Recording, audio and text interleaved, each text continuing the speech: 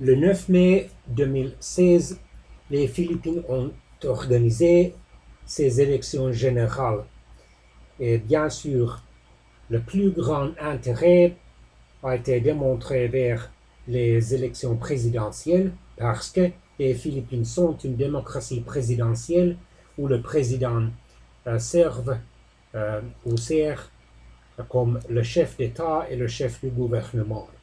Selon les résultats unofficiels et partiels, avec plus de 93%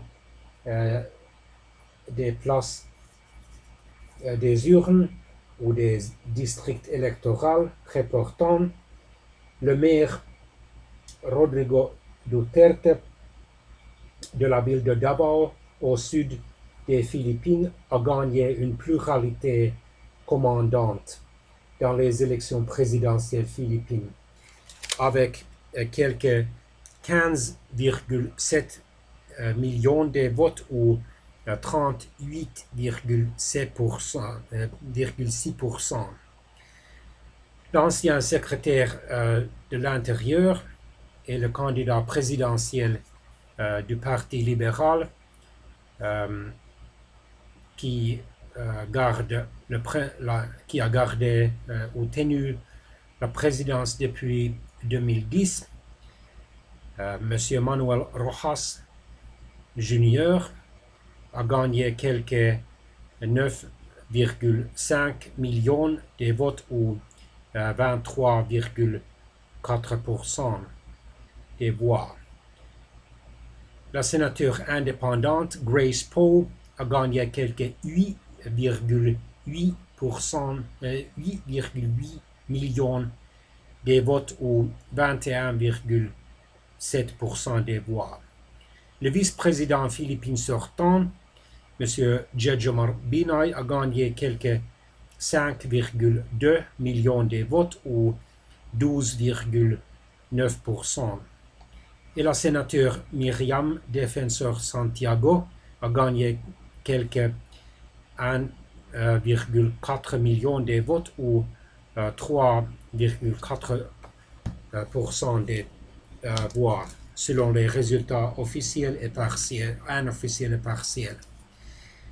Dans les élections vice-présidentielles philippines, selon les résultats unofficiels et partiels, la représentante ou une députée de la Chambre des représentants, la Chambre basse du Congrès national philippin, Madame Leni Robredo a gagné quelques 13,8 millions de voix ou 35,1%.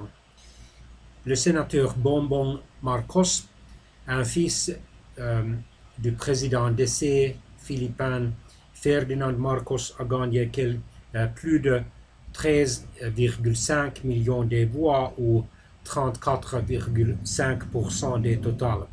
Le sénateur Alan Peter Cayetano a reçu quelques 5,6 millions de voix ou 14,3% des voix.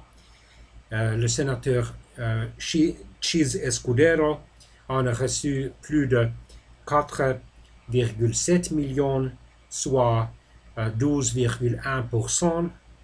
Le sénateur Antonio Trillanes en a reçu quelques 830 000 voix, soit 2,1% du total unofficiel. Et l'ancien ou un officier retiré de l'armée philippine, M. Gringo Honasan, en a reçu quelques 750 000 ou 1,9% des voix. Le président élu Duterte a promis de prendre des mesures dures et fortes et efficaces pour combattre